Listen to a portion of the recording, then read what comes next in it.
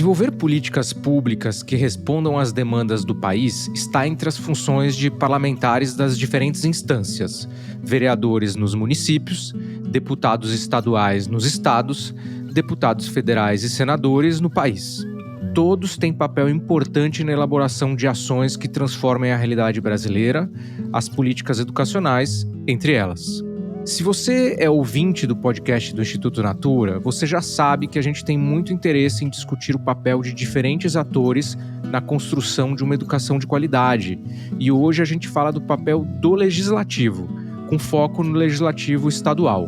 Como deputados de diferentes partes do Brasil podem qualificar o debate público educacional? Como eles podem ser articuladores de ideias e propostas que garantam um aprendizado melhor e mais robusto? Onde começa e onde termina o trabalho do legislativo? Em que medida esse trabalho pode realmente melhorar a educação brasileira? Estas são algumas perguntas que a gente tenta responder aqui hoje. Eu sou Davi Saad, diretor-presidente do Instituto Natura. Seja bem-vinda, seja bem-vindo.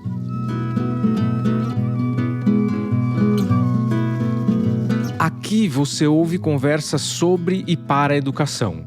O podcast é quinzenal e chega aos tocadores de áudio às segundas-feiras. A gente recebe a deputada estadual em segundo mandato em São Paulo, Marina Elou. Marina tem formação em administração pública, com especialização em negócios e sustentabilidade. Como deputada, ela foi autora de leis ligadas à educação, inclusive a que proíbe o uso de celulares nas escolas do estado de São Paulo.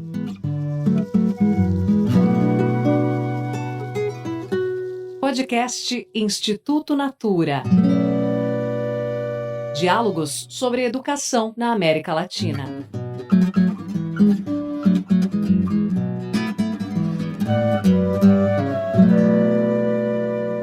Bom, deputada, primeiro queria agradecer muito pela sua presença aqui. Hoje vai ser uma conversa muito interessante para falar do legislativo e a educação, então muito obrigado aí pela sua presença.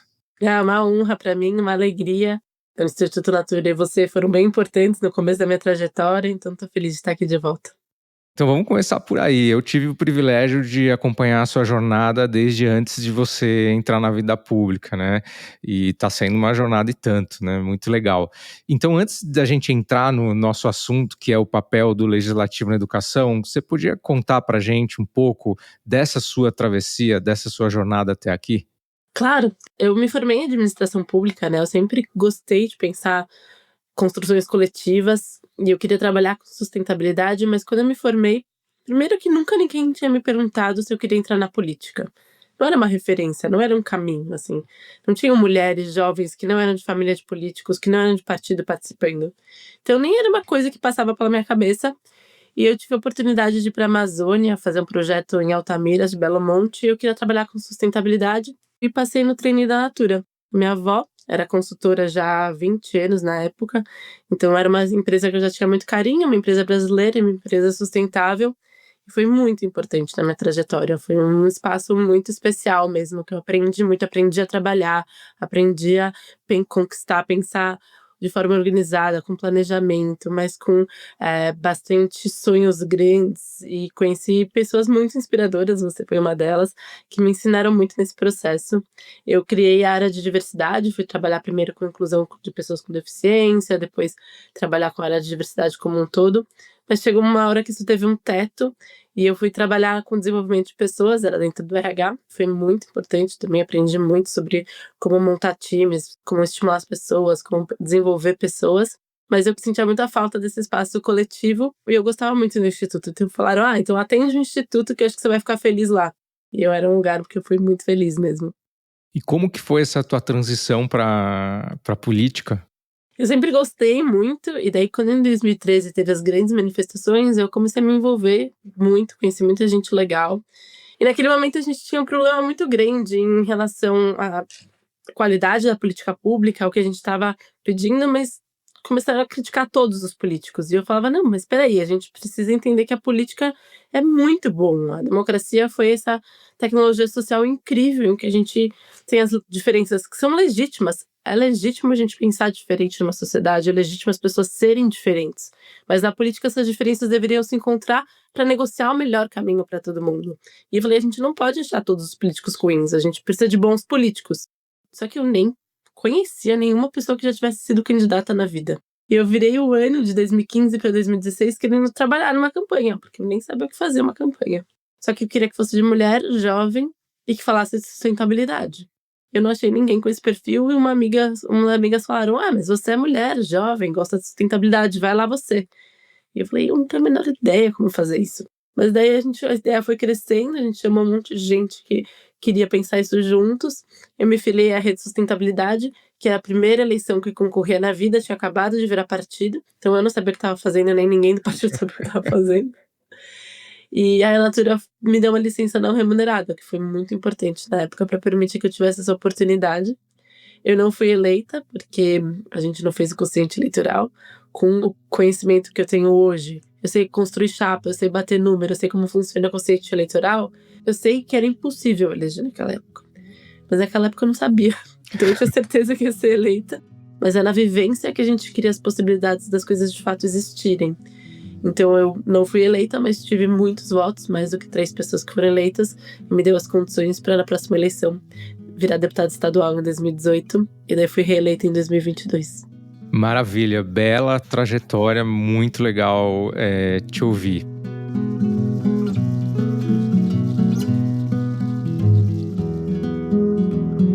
E agora você está como deputada estadual, então eu queria começar a entrar no nosso assunto aqui, né? Você apresenta o teu mandato como comprometido com alguns temas prioritários, e entre eles está a primeira infância. Então, queria saber, primeiro, por que você considera importante esse olhar para as crianças, e depois, assim, já que a gente está falando de educação, como que, na tua opinião, a educação entra nessa questão? Boa.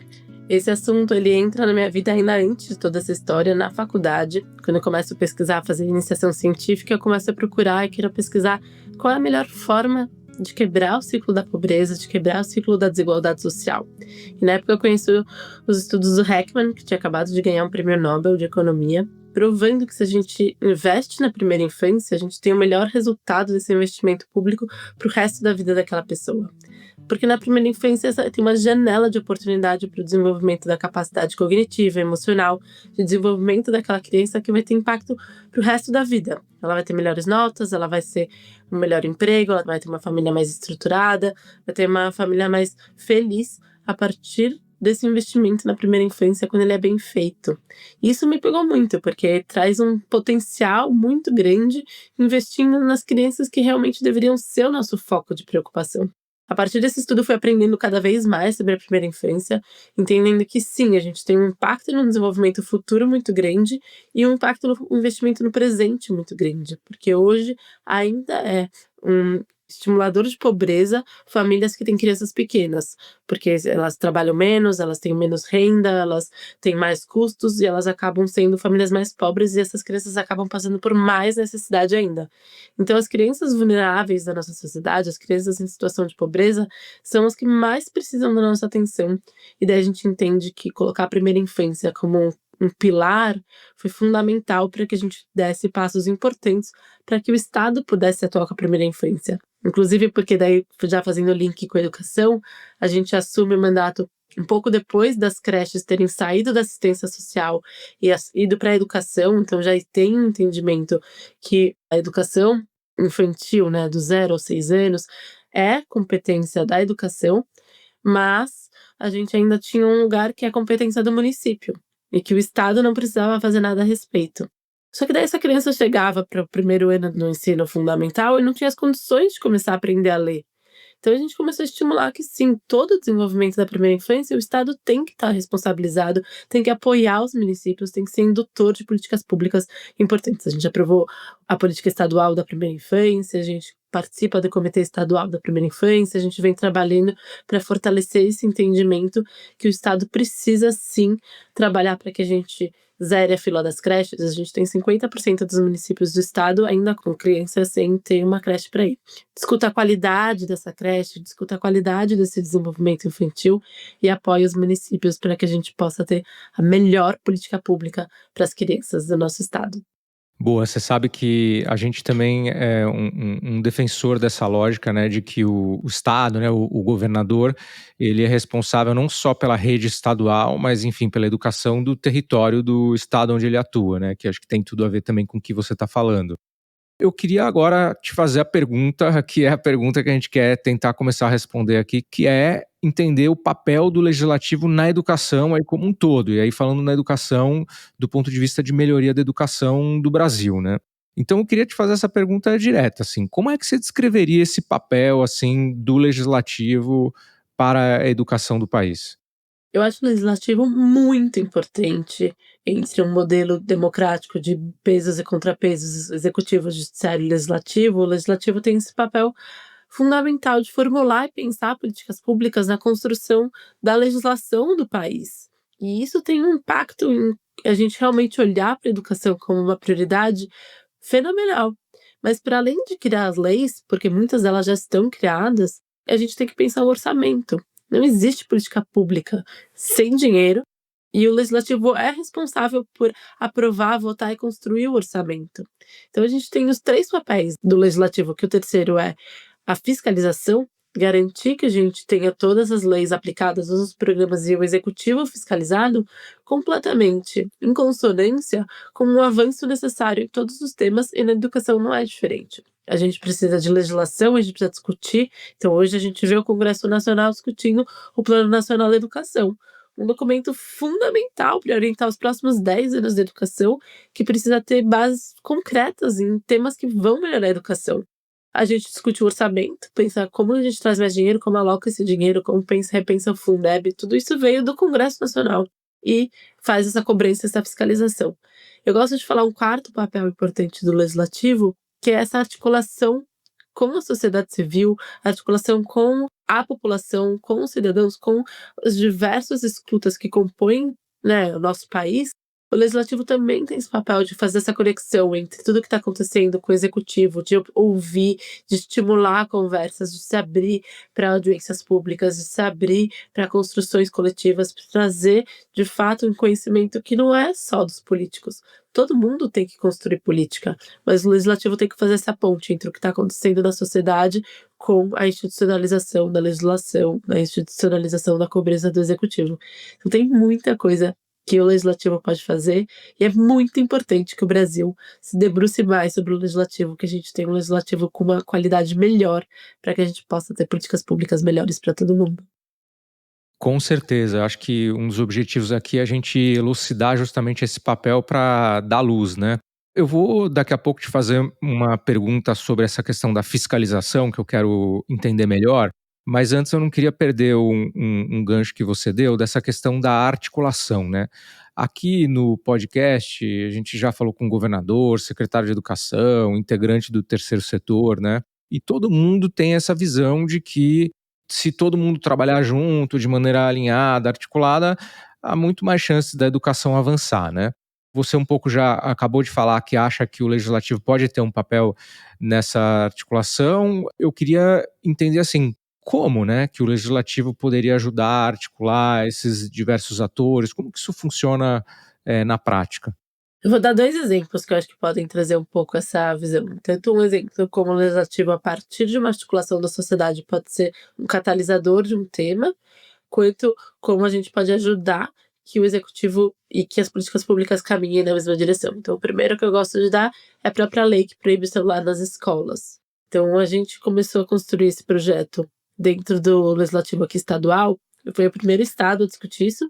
E a gente, quando protocolou o projeto, sinceramente, não tinha a menor expectativa de que ele fosse aprovado e de que ele virasse lei. A gente entendia que a gente estava indo bastante na contramão de uma visão de educação pela tecnologia, de que a gente não tinha muito suporte, mas a partir de uma constatação muito concreta. Eu ia nas escolas, eu via os professores falando: não dá, os alunos dão TikTok na cara deles, um silêncio nos recreios. A gente falou: vamos propor esse projeto. Só que a gente propôs o projeto no final de fevereiro de 2024. Em março saiu o livro do Jonathan Haidt, A Geração Ansiosa, e criaram-se movimentos da sociedade civil, como o Movimento Desconecta, Vamos Desligar Aí, como o Unplugged, diversos movimentos começando a discutir a importância disso. E a gente viu que, conectando com a mídia, conectando com os especialistas que estavam falando no tema, conectando com a Associação de Pediatria que estava falando sobre a questão, conectando com o judiciário que estava trazendo diversas preocupações do impacto que estava refletindo já no judiciário da vara de crianças e adolescentes. A gente começou a criar um movimento de conectar todas essas frentes na mesma direção de aprovação da lei, e esse movimento fica tão forte, tão sustentado, que a gente consegue sentar com o governador, consegue sentar com o secretário para aprovar o projeto, e esse projeto vira lei. A gente consegue levar esse movimento para Brasília, junto com o MEC, e cria-se uma lei nacional.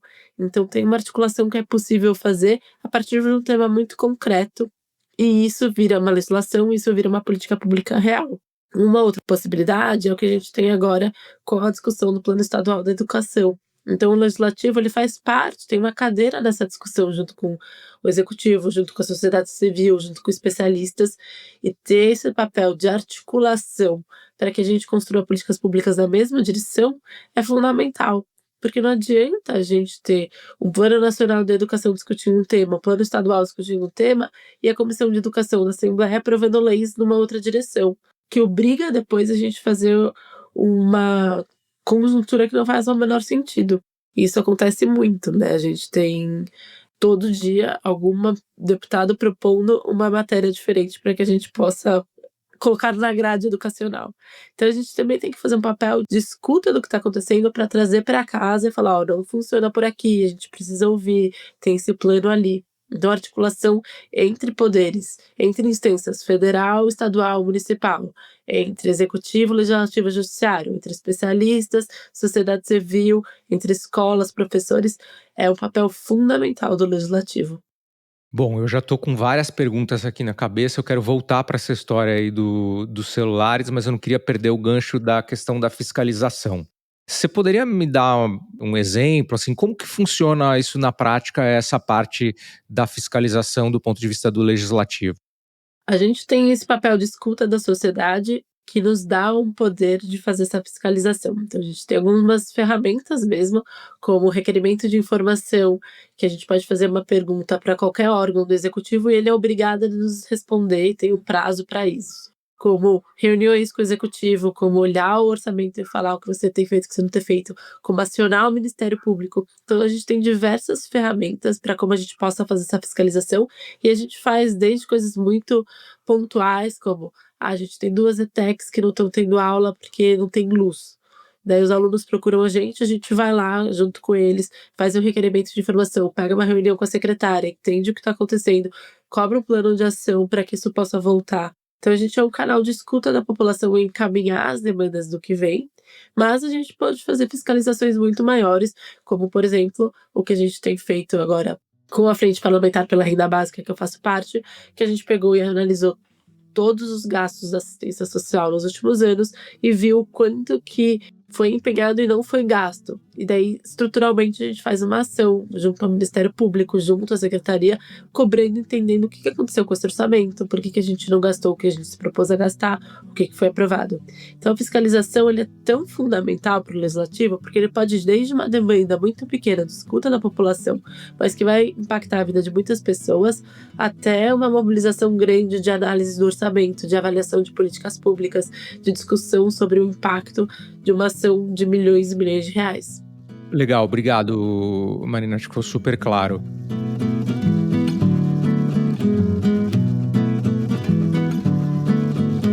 Eu quero voltar para a questão da lei de proibição dos celulares, que acho que foi um grande feito, assim, bem poderoso, que você capitaneou aí pro estado de São Paulo, né? Eu tive outro dia num espaço onde o próprio secretário de Educação de São Paulo falou que foi super importante e mudou a forma como os alunos se relacionam, se comportam nas escolas. Então, eu imagino que você também esteja acompanhando e eu queria até perguntar sobre esse depois, né? Qual que é a tua sensação em relação ao que está acontecendo a essa lei? Se vai ter alguma continuidade em relação a ela? Como que você está vendo? Foi uma experiência muito impactante ter trabalhado nessa lei o ano passado. A gente não tinha expectativa que a gente ia aprovar ela no começo, mas a gente teve muita dedicação para que ela de fato virasse lei no final. A gente tem na Assembleia um acordo que cada deputado aprova um projeto por ano.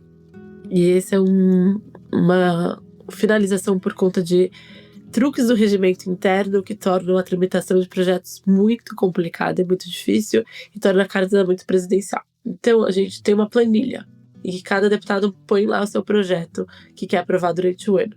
Esse projeto vai ser sancionado ou vetado pelo governador depois, e a gente não derruba veto. Então, a gente precisa, ao mesmo tempo, ir construindo com o executivo para que o projeto seja sancionado. Por isso que construir esse arcabouço de sustentação do projeto na sociedade é tão importante. A gente estava lá trabalhando, já tinha feito umas 5 reuniões com as secretarias, tinha todo o movimento, já tinha tido 6 audiências públicas. A gente já acreditava que o projeto podia ser aprovado e sancionado e que isso ia impactar muito a vida das pessoas. Eu estava convencida que era um projeto muito importante. Quando, de repente, volta o projeto com 2 pontos vermelhos, 2 deputados que não concordavam com a aprovação do projeto. Daí eu me preparei para ir falar com esses deputados. Levei um monte de documentação, estudei o deputado, falei, essas são as pautas dele, ele pode ser contra por causa disso, ele pode ser a favor por causa disso, vamos lá. Fui lá conversar com ele, e levei um dos coautores comigo, que era do mesmo partido, para quebrar alguma resistência. Cheguei lá com um monte de coisas, daí o deputado vira para mim e fala assim, não, Marina, nem precisa abrir isso daí. Sabe por que eu sou contra? Vou te contar. Porque eu gosto muito de falar nas escolas e eu gosto que os alunos me filmem, porque melhora meus números no Instagram. Melhora Nossa. meu engajamento, sabe? Eu tenho mais seguidores. Então eu gosto que eles possam usar o celular para me filmar. Daí o deputado, a gente tá falando de milhões de alunos, a gente tá falando de milhares de escolas. Pois olha só, o projeto aqui tem uma parte que ele fala que os celulares podem ser utilizados dentro de uma atividade pedagógica orientada. E se você combinar com a professora que quando você vai falar é uma atividade pedagógica que eles podem usar o celular, ele, boa ideia. Posso ser coautor, então, do projeto? Então, é um processo longo para até que uma política pública e um projeto de lei realmente vire realidade, mas acho que teve um impacto muito importante, muito bom. O que a gente tem visto também nos anima muito. Quando a gente aprovou o projeto, em novembro do ano passado, eu cheguei a receber ameaça de adolescentes. A gente recebeu milhares de reclamações, a gente recebeu filmes de adolescentes gritando comigo, que era um absurdo. E eu entendo realmente uma mudança muito grande para uma geração que passou pela pandemia, que tá viciada no celular, que não consegue realmente prestar atenção numa aula de 40 minutos sem o aparelho. Então era difícil mesmo.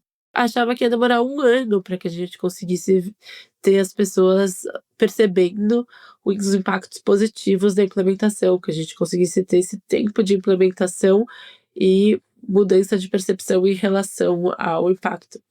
E o que aconteceu é que a gente começou em fevereiro, agora em abril a gente já começou a receber adolescentes pedindo desculpas pelo que tinha mandado pra gente, a gente recebe muitos professores agradecendo, a gente recebe movimentos lindos de escola fazendo apresentações de coisas que eles criaram a partir de não ter o celular na escola, criativos, mandando pra gente. Então a gente tá vendo um impacto mais rápido de percepção positiva de não ter o celular nas escolas do que a gente esperava. Depoimentos muito legais, os adolescentes falando a gente não quer que volte. E a gente sabe que ainda não tá perfeito, demora mesmo para que a gente consiga ter implementação numa rede tão grande quanto de São Paulo, quanto do Brasil. A gente tem apoiado as escolas e acho que esse é um papel importante do legislativo também, dar suporte e continuar apoiando para que as políticas públicas sejam implementadas. Então, a gente está fazendo agora no segundo semestre o edital de emenda só para as escolas que precisarem de apoio para implementar armário, implementar mesa de ping-pong, implementar outras possibilidades para uma escola sem celular. Mas a gente está muito feliz com os resultados até agora. Eu também tenho acompanhado e os resultados parecem ser muito bons. Queria trazer o outro lado, não dessa lei especificamente, mas de leis assim como essa. Esse assunto eu considero super importante, esse dos celulares, enfim, tudo que inclusive o Jonathan Haidt traz também.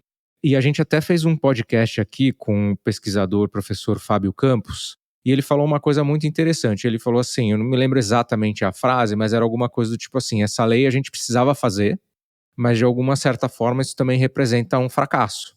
Por que a gente teve que fazer essa lei? Por que as próprias secretarias das escolas não conseguiram se autogerenciar em relação a isso, né?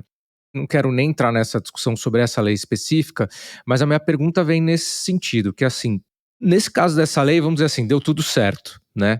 Mas não tem um risco também de repente, a Secretaria de Educação, o Ministério, estarem fazendo uma super política estruturante, com mudanças super relevantes do ponto de vista estrutural, e de repente vira uma lei que alguém decidiu no escritório e bagunçar tudo o que está sendo feito de maneira estruturada? Como é que o legislativo, assim, quem leva a sério essa questão de educação no legislativo, como é que a gente evita isso? Existe, mas também existe a possibilidade de ter uma lei excelente do legislativo e o executivo vetar porque não quer fazer. O que a gente tem nesse modelo de pesos e contrapesos é como construir esses consensos e essas negociações do que de fato é melhor. E muitas vezes o legislativo não senta nessa mesa que está construindo essa política pública, e eu acho que esse é um erro. Para a gente evitar exatamente isso de acontecer, a gente precisa envolver todos os atores. E o legislativo é um ator importante.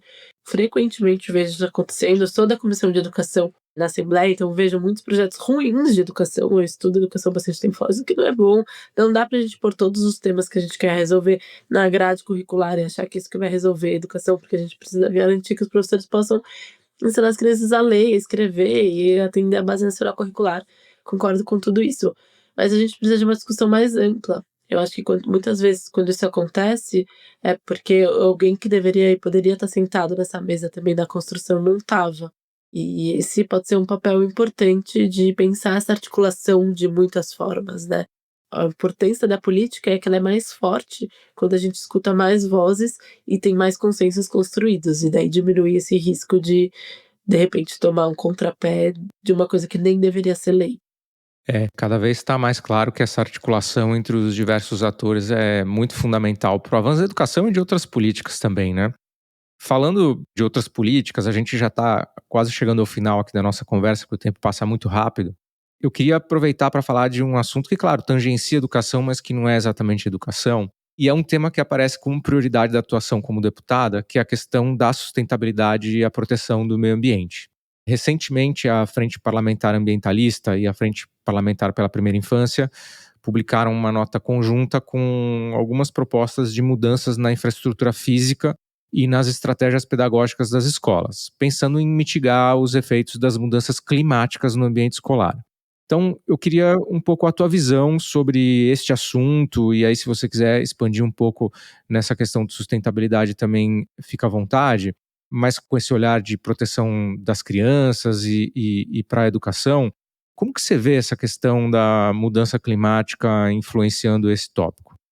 A gente acabou de discutir a LDO, né, que é a Lei das Diretrizes Orçamentárias, recentemente na Assembleia, e uma das emendas que a gente colocou era exatamente para a gente avançar nessa adaptação climática, que é muito importante. Eu entrei na política com esse impulso, eu tenho certeza que todos nós que estamos vivos hoje temos um desafio da nossa geração, que é pensar um novo modelo de desenvolvimento que dê conta da nossa profunda pobreza, da desigualdade social persistente, dos desafios que a gente ainda tem, mas que preserve as condições de vida do planeta, que preserve o meio ambiente e, com isso, as condições de vida justa e digna para todas as pessoas. Você está falando de coisas muito concretas que há 5 anos atrás, 10 anos atrás, a gente falava como problema futuro, e agora a gente teve, o ano passado, no Brasil, 1 milhão de crianças ficaram sem acesso à escola, sem ir para a aula, por conta de impactos das mudanças climáticas, seja pelas chuvas no Rio Grande do Sul, seja pelas secas na Amazônia, seja pelas queimadas.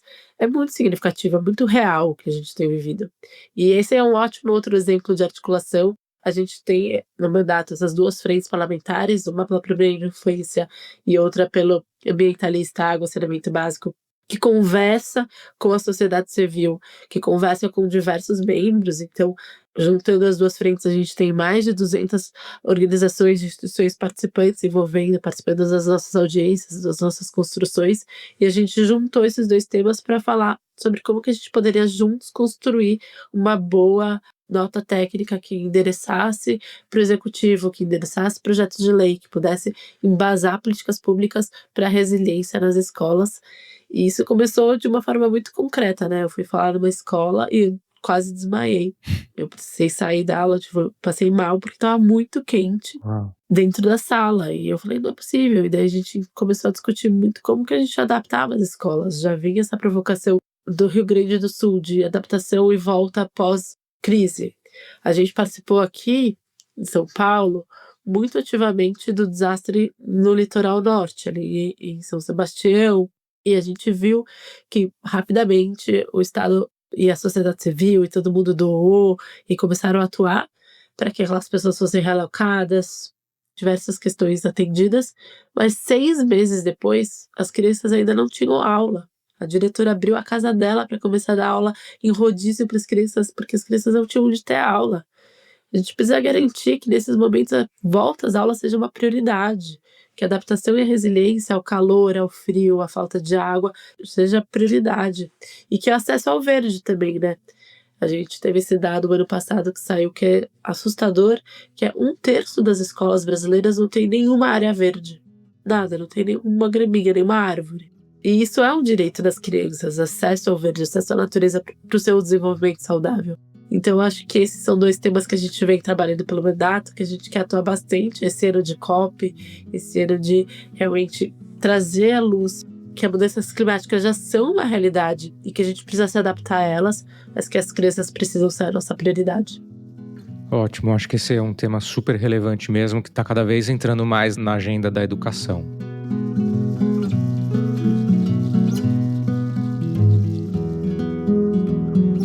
Deputada, queria terminar aqui a nossa conversa com uma pergunta que eu sempre faço, que é, na tua opinião, qual o sonho possível para a educação daqui a 10 anos no Brasil? Eu sempre friso esse sonho possível para pensar em alguma coisa que a gente realmente possa acreditar que pode acontecer para o Brasil, para a educação nos próximos 10 anos. O que você acha?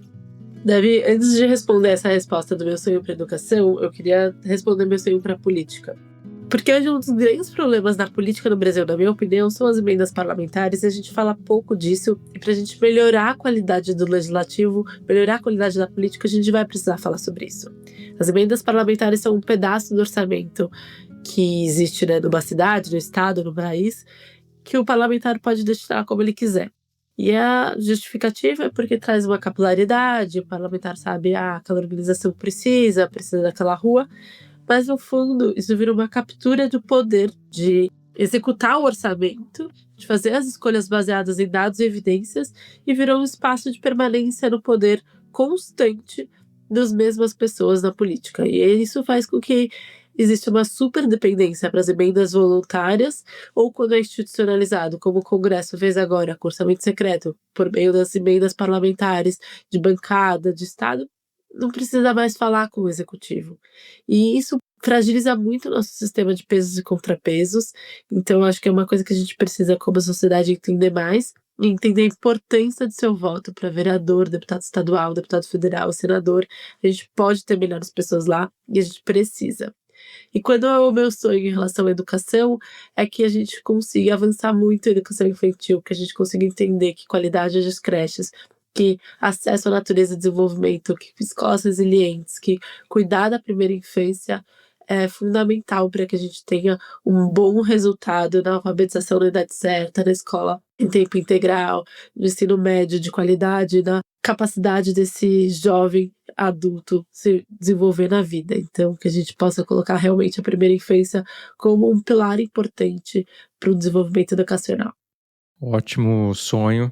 A gente falou bastante de articulação, sei que tem várias organizações do terceiro setor, Fundação Maria Cecília Souto Vidigal, Fundação Bracel e outras, que estão atuando muito fortemente nesse tema, e imagino que a gente vai ter avanços também muito grandes nesse tema nos próximos anos para se desdobrar nessas outras coisas que você estava falando. Então, vamos sonhar junto, acho que é possível. Bom, queria te agradecer muito por essa conversa, muitos aprendizados aqui, muita coisa interessante. Parabéns pela tua trajetória incrível, que tem ainda muita coisa para acontecer. E, de novo, muito obrigado aqui por compartilhar um pouco tuas histórias e teus conhecimentos aqui. Imagina, eu que agradeço. Obrigada por dar a oportunidade de falar do legislativo, que acho que é uma oportunidade importante para a gente discutir na sociedade, mas principalmente parabéns pelo trabalho. Eu tenho certeza que a gente tem uma educação melhor no Brasil, porque o Instituto Natura tem feito um trabalho incrível nos últimos anos. Todas as consultoras que contribuem, todo mundo que compra Crer Pra Ver. Então eu sou muito fã, contem sempre comigo. Esse episódio está terminando e quero te convidar a deixar um comentário contando o que você achou. A Silvana Tamácia escreveu pelo nosso LinkedIn um comentário sobre o episódio em que a gente tratou de educação e inteligência artificial. A mensagem dela diz assim: obrigada por trazerem este tema para a discussão. Precisamos estudar muito para fazer o melhor uso das IAs na educação e pensar como ela pode ser uma aliada, buscando formas de garantir equidade no seu uso. Obrigado, Silvana, por escrever. Vamos pensar em um episódio para avançar nesse debate. Obrigado a você que nos ouve por acompanhar este episódio e obrigado às consultoras de beleza e à equipe de Natura Crer Pra Ver. O próximo episódio vem em 15 dias. Até lá!